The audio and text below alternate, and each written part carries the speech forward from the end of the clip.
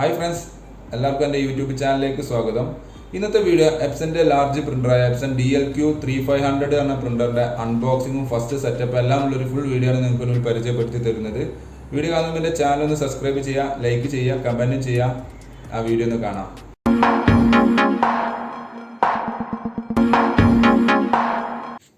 അപ്പം ഇന്ന് DLQ-3500 എന്ന എപ്സൻ്റെ വലിയ ലാർജ് പ്രിൻ്ററിൻ്റെ അൺബോക്സിംഗ് ആണുള്ളത്. ഇതാണ് പ്രിൻ്റർ. ഈ ബോക്സിനകത്താണ് പ്രിൻ്റർ ഉള്ളത്. പ്രിൻ്റർ ഇപ്പോൾ തൽക്കാലം നിലത്താണ് വെച്ചിട്ടുള്ളത്. കാരണം അത്രയും വെയിറ്റ് ഉണ്ട്. നമുക്ക് ടേബിൾ വെച്ചാണ്ട് പ്രിൻ്ററിൽ നിന്ന് എടുക്കാനൊന്നും കഴിയില്ല, അതുകൊണ്ടാണ് നിലത്ത് വെച്ചത്. ബോക്സ് ഓപ്പൺ ചെയ്തുകൊണ്ടിരിക്കുകയാണ്. ഓപ്പൺ ചെയ്യുന്ന സമയത്ത് നമുക്ക് പിന്നെ ഇവിടെ ഒരു പാക്കേജ് കാണുന്നുണ്ട്, കണ്ടില്ലേ? ഒരു പേപ്പറിൻ്റെ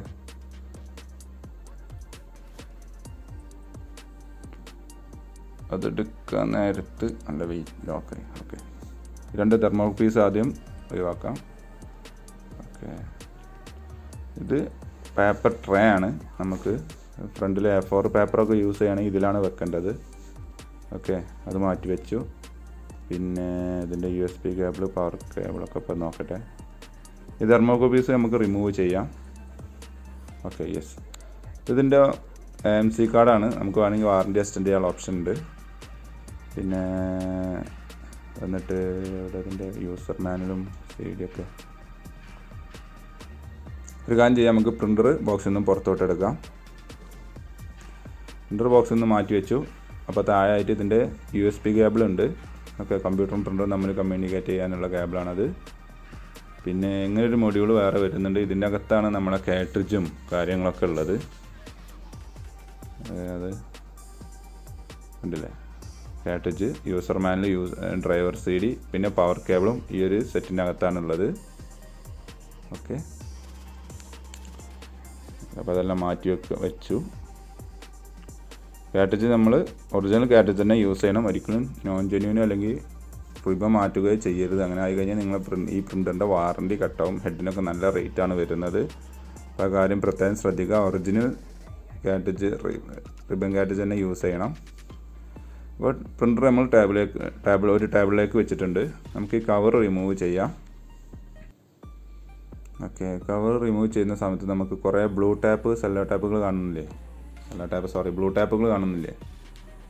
ആ ബ്ലൂ ടാപ്പുകൾ നമുക്ക് റിമൂവ് ചെയ്യാം. അതിന് മുമ്പ് ആദ്യം ആ വലിയ കവർ നമ്മൾ റിമൂവ് ചെയ്തു. പിന്നെ ശേഷം ഇനി നമുക്ക് ഈ ബ്ലൂ ടാപ്പുകൾ ഫുള്ള് റിമൂവ് ചെയ്യാം. പ്രത്യേകം ശ്രദ്ധിക്കുക, ഈ സമയത്ത് നമ്മൾ ഒരിക്കലും പ്രിൻ്റർ ഓൺ ആക്കാനോ ഒന്നും ചെയ്യാൻ പാടില്ല. ആ കാര്യം പ്രത്യേകം ശ്രദ്ധിക്കുക.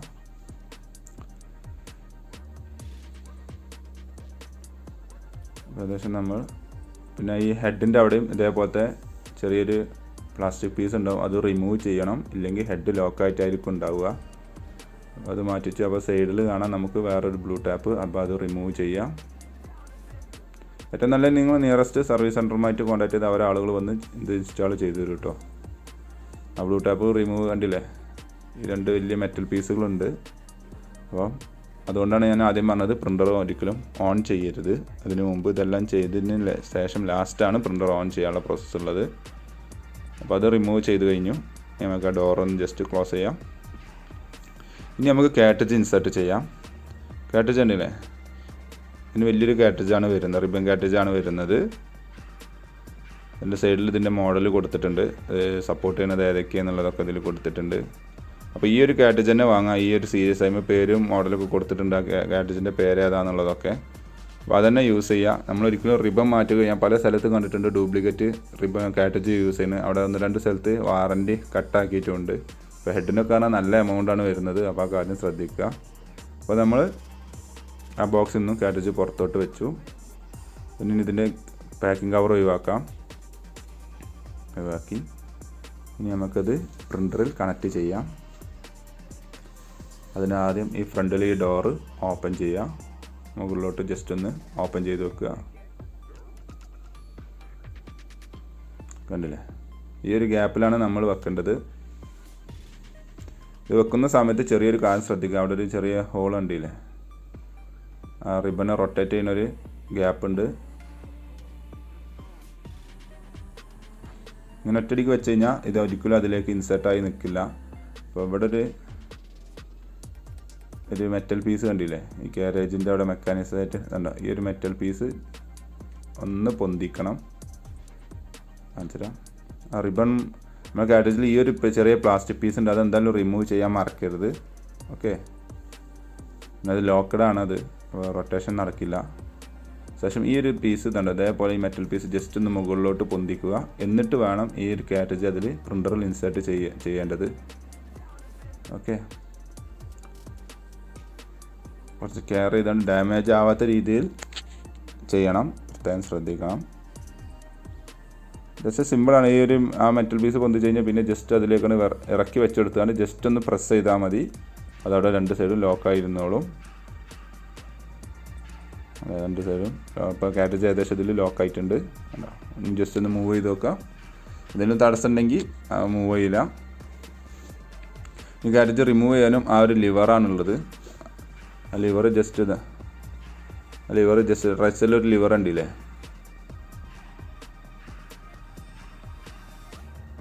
ജസ്റ്റ് ഈ ലിവർ ജസ്റ്റ് ഒന്ന് വലിച്ചു കഴിഞ്ഞാൽ സ്ലൈഡ് ചെയ്ത് കഴിഞ്ഞാൽ കാർട്രിഡ്ജ് ഓട്ടോമാറ്റിക് പുറത്തോട്ട് ഔട്ടാവും.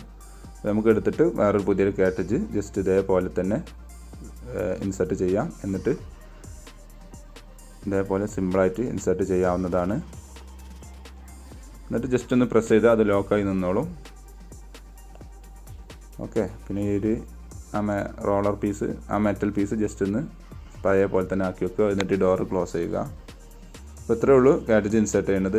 ഇനി ഈ പേപ്പർ ട്രേ ആണ് വരുന്നത്. ഈ പേപ്പർ ട്രേ നമുക്ക് വേണമെങ്കിൽ ഫ്രണ്ടിലും ബാക്കിലും വേണമെങ്കിൽ വെക്കാം. മെയിനായിട്ട് ഫ്രണ്ടിലാണ് ഇത് സപ്പോർട്ട് ചെയ്യുന്നത്.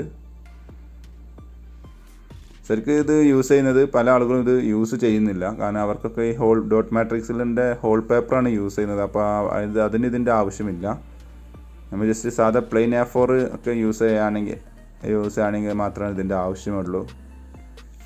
അതും ഫ്രണ്ടിൽ വെച്ചിട്ടാണ് യൂസ് ചെയ്യാൻ കഴിയുള്ളത്, പ്ലെയിൻ പേപ്പറൊക്കെ ആണെങ്കിൽ. അപ്പോൾ അതെങ്ങനെയാണ് കണക്ട് ചെയ്യേണ്ടത് ഞാൻ കാണിച്ചു തരാം. ഇത് ബാക്കിലാണ് ഇപ്പോൾ ഞാൻ കണക്ട് ചെയ്യാൻ ശ്രമിക്കുന്നത്. ബാക്കിൽ ജസ്റ്റ് അതിൻ്റെ 2 ഗ്യാപ്പ് ഉണ്ട്.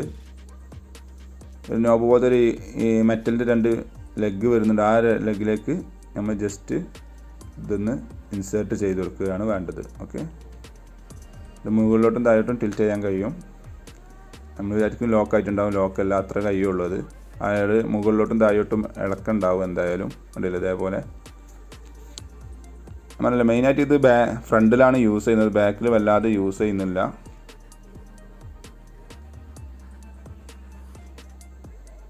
ഫ്രണ്ടിൽ ഞാൻ കാണിച്ചുതരാം. ജസ്റ്റ് ഇതേപോലെ ജസ്റ്റ് ഒന്ന് ഇൻസേർട്ട് ചെയ്താണ്ട് ഒന്ന് ജസ്റ്റ് ഒന്ന് പ്രസ് ചെയ്താൽ മതി, അത് ലോക്കായി നിന്നോളും.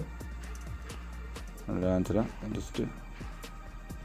ഓക്കെ, ഇതേപോലെ ജസ്റ്റ് ഒന്ന് വെച്ചെടുത്താൽ മതി. ഇൻസേർട്ടായിട്ട് ഇവിടെ ലോക്കായിട്ട് നിന്നു. ഇതേപോലെ നമുക്ക് ആണെങ്കിൽ ലെങ്ത്ത് സൈസ് കൂട്ടാൻ കഴിയും കേട്ടോ.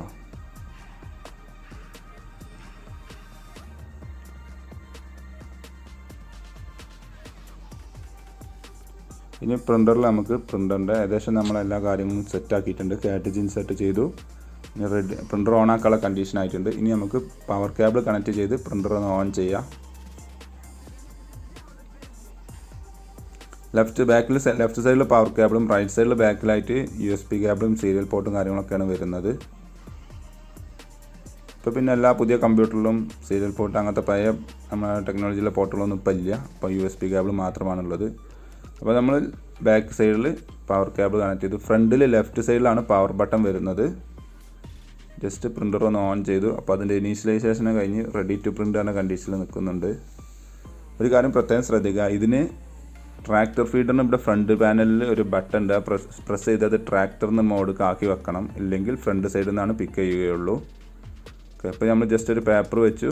അപ്പോൾ ജസ്റ്റ് പേപ്പർ ഓട്ടോമാറ്റിക് ഡിറ്റക്റ്റ് ചെയ്തിട്ടുണ്ട്. ഇനി നമുക്ക് ജസ്റ്റ് ഒരു ടെസ്റ്റ് പേജ്, കമ്പ്യൂട്ടറിൽ നിന്നൊരു ടെസ്റ്റ് പേജ് പ്രിൻ്റ് കൊടുത്ത് നോക്കാം. അപ്പോൾ കമ്പ്യൂട്ടറിൽ ഓട്ടോമാറ്റിക് ഇത് ഡിറ്റക്റ്റ് ചെയ്തിട്ടുണ്ട്. അപ്പോൾ അതിൽ വെച്ചിട്ട് പ്രിൻ്റർ പ്രോപ്പർട്ടീസിൽ പോയിട്ട് നമുക്കൊരു ടെസ്റ്റ് പേജ് പ്രിൻ്റ് കൊടുത്ത് നോക്കാം.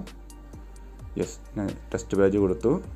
അത് പ്രിൻ്ററിൽ ഡിറ്റക്റ്റ് ചെയ്തിട്ടില്ല, കാരണം പ്രിൻ്റർ ഇപ്പോൾ പൗസ് മോഡിലാണുള്ളത്. പേപ്പർ ഔട്ട് എന്നുള്ള ഉണ്ടല്ലേ, അത് നമ്മൾ ജസ്റ്റ് ഒന്ന് ലോഡ് ഒന്ന് കൊടുക്കുക. അപ്പോൾ പേപ്പർ ഉള്ളിലോട്ട് പോയിട്ട് പ്രിൻ്റ് ചെയ്യാനുള്ള കണ്ടീഷനിൽ നിന്നിട്ടുണ്ട്. പ്രിൻറ്റിങ് നടന്നുകൊണ്ടിരിക്കുകയാണ്. ഒന്ന് വെയിറ്റ് ചെയ്യുക.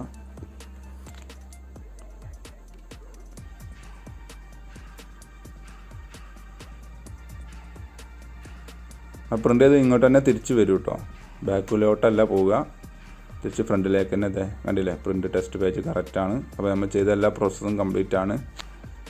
അപ്പോൾ നമുക്ക് സ്ഥലത്ത് ഞാൻ പറഞ്ഞില്ലേ പേപ്പർ ചോയ്സ് എന്നുള്ളൊരു ഓപ്ഷൻ വരുന്നുണ്ട്. ഈ ഫ്രണ്ടിൽ നിന്ന് പിക്ക് ചെയ്യണോ ബാക്കിലെ ട്രാക്ടർ വേണോ എന്നുള്ളത് ഇവിടെയാണ് നമ്മൾ ബട്ടൺ പ്രസ് ചെയ്തിട്ടാണ് മാറ്റി കൊടുക്കൽ.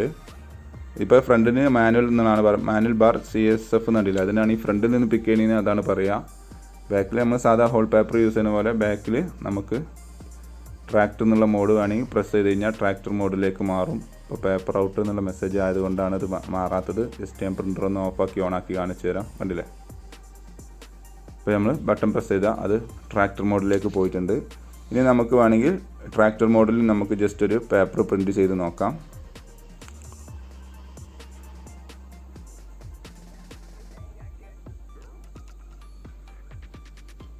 ജസ്റ്റ് അത് എനേബിൾ ആണോ ഡിസേബിൾ ആണോ നമുക്ക് നോക്കാം. നമ്മളിപ്പോൾ ട്രാക്ടർ മോഡിൽ ക്ലിക്ക് ചെയ്തിട്ട് പേപ്പർ ആ ബട്ടൺ പ്രസ് ചെയ്തതോടുകൂടി അത് ഫ്രണ്ടിലേക്ക് പേപ്പർ വലിക്കുന്നുണ്ട്. അപ്പോൾ കറക്റ്റാണ്. ഇനി നമുക്ക് കമ്പ്യൂട്ടറിൽ നിന്നൊരു ടെസ്റ്റ് പേജ് പ്രിൻ്റ് കൊടുത്ത് നോക്കാം. ട്രാക്ടർ മോഡിലൂടെ പ്രിൻ്റ് വരാൻ കഴിയുന്നുണ്ടോ ഇല്ലയോ എന്നുള്ളത് നോക്കാം. യെസ്, ട്രാക്ടറിൽ നിന്നും പേപ്പർ പിക്ക് ചെയ്താണ്ട് പ്രിൻറ്റിങ് നടന്നുകൊണ്ടിരിക്കുകയാണ്. അത് നേരെ ഫ്രണ്ടിലോട്ടാണ് വരിക. കണ്ടില്ലേ, അപ്പോൾ ഇതുവരെ ചെയ്ത കാര്യങ്ങളെല്ലാം ഓക്കെയാണ്. Thanks for watching my video. Bye. Thanks for watching my video ഇഷ്ടപ്പെടുന്ന വിചാരിക്കുന്നു. അപ്പോൾ സബ്സ്ക്രൈബ് ചെയ്യാൻ മറക്കരുത്, ലൈക്ക് ചെയ്യുക, എന്തെങ്കിലും സംശയം ഉണ്ടെങ്കിൽ താഴെ കമൻറ്റ് ചെയ്യുക, തീർച്ചയായിട്ടും റീപ്ലൈ തരുന്നതാണ്. അപ്പോൾ ഓക്കെ, ബൈ.